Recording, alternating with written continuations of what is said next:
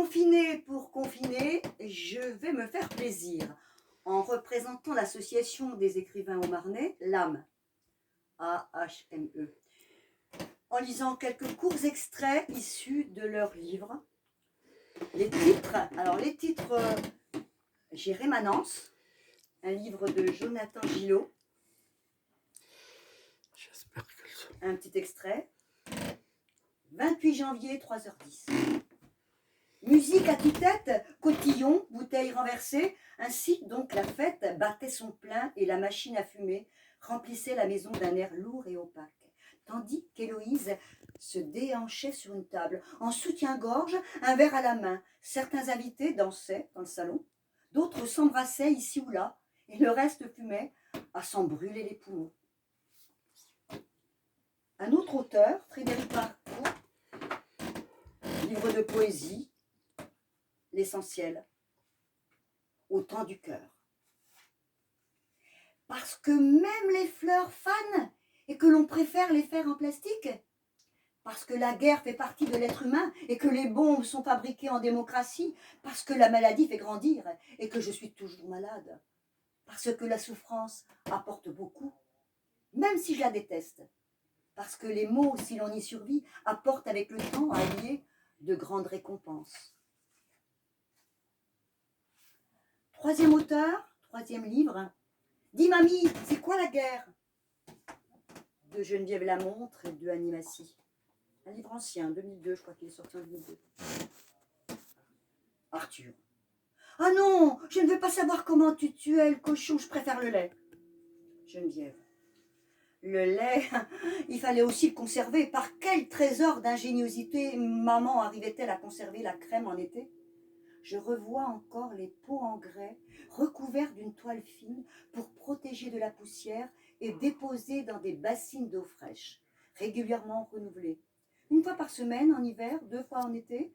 Ensuite, maman transforme la crème en beurre, sauf celle du jour, vendue fraîche.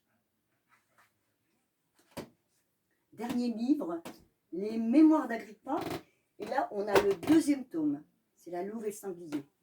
L'auteur, bien sûr, notre présidente de l'âme, Annie Massy. Introduction.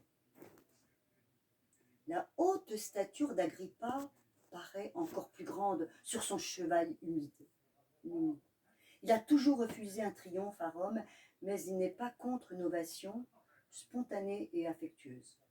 Il arbore, et c'est exceptionnel, une de ses plus belles tenues d'apparat.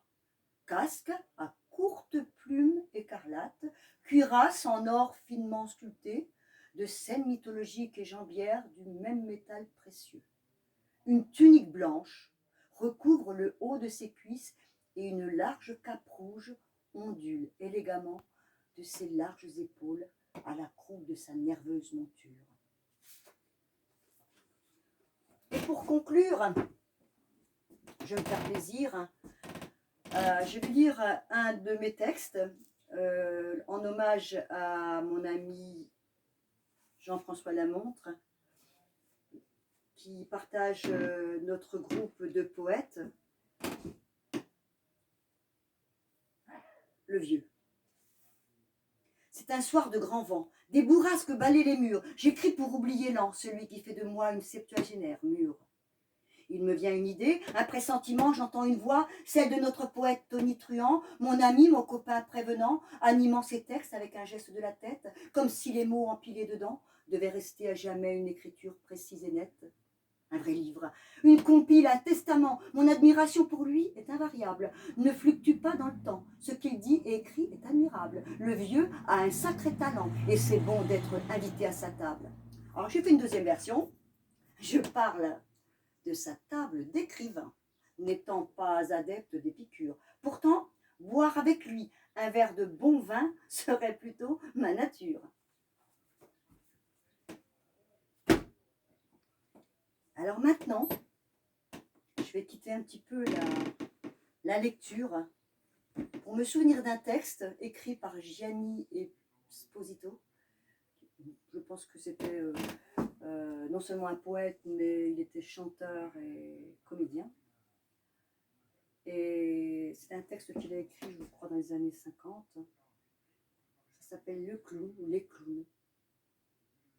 Je vais essayer de m'en souvenir. S'accompagnant d'un doigt ou quelques doigts, le clown se meurt. S'accompagnant d'un doigt ou quelques doigts, le clown se meurt. Sur un petit violon et pour quelques spectateurs. Sur un petit violon et pour quelques spectateurs.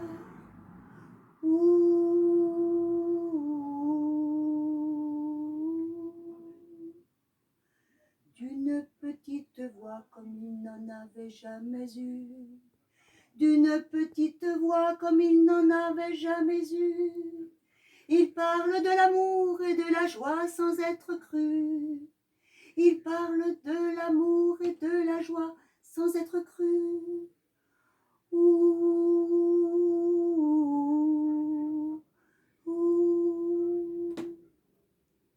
Éteignez les lumières, le petit clown est mort.